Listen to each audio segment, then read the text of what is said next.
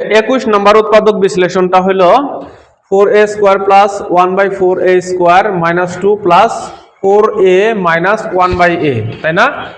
তো তাহলে এটার উৎপাদক বিশ্লেষণ করব আমরা 4a square plus 1/4a square minus 2 plus 4a minus 1/a। দেখো প্রথমে আমরা এখানে যেহেতু -2 আছে আমরা a মাইনাস b হোল স্কয়ারের সূত্র মিলাই নিব। 2a এর স্কয়ার দিলে 4a স্কয়ার হয়, তাই না? প্লাস 1/2a স্কয়ার মাইনাস 2 আছে। দেখো এখানে যদি আমরা দুইটা সংখ্যা নেই, একটা হলো 2a আর একটা 1/2a, তাহলে এই দুটা কেটে দিলে 2 থাকবে, তাই না? আমরা এটা কিসের জন্য নিলাম? a মাইনাস b হোল স্কয়ারের সূত্র বসানোর জন্য। a square plus b square minus 2ab সমান হলো a minus b whole square.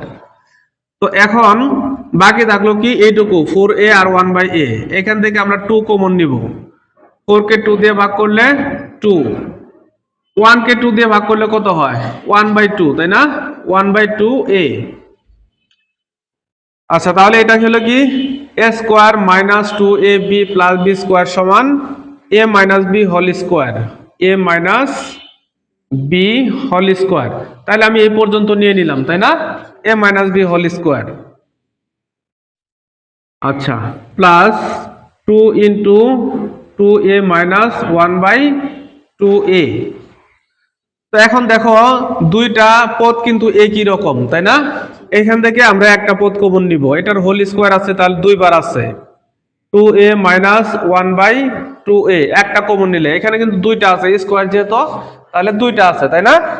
তাহলে একটা কমন নিলে আরো একটা থাকে, তাই না? তাহলে 2a মাইনাস 1/2a। এখন এইটা কমন, এই দুইটা তো আমরা কমন নিচ্ছি, তাই না? নেওয়ার পরে এখানে a মাইনাস 2a মাইনাস 1/2a কমন নেওয়ার পরে এই যে প্লাস আছে, প্লাস দিলে এখান থেকে এইটুকু কমন নিচ্ছ, থাকলো কত তাহলে? 2, তাই না? তাহলে এটাই হলো নির্ণয় উৎপাদক বিশ্লেষণ।